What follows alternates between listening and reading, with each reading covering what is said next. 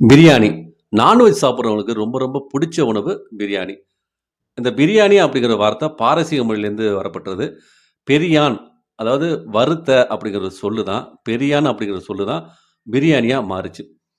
நம்ம தமிழ் முன்னோர்கள் அதாவது சங்க காலத்திலே பிரியாணி அப்படிங்கிற ஒரு உணவ சமைச்சு சாப்பிட்டுருக்காங்க.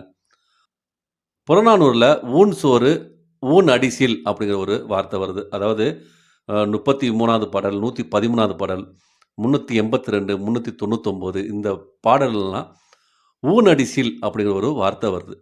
ஊன் அடிசில் அப்படின்னா, ஊன் அப்படிங்கிறது மாமிசம். அடிசில் அப்படிங்கிறது சோறு. ஊன் அடிசில் மாமிசம் கலந்த சோறு அப்படிங்கிற ஒரு வார்த்தை வருது.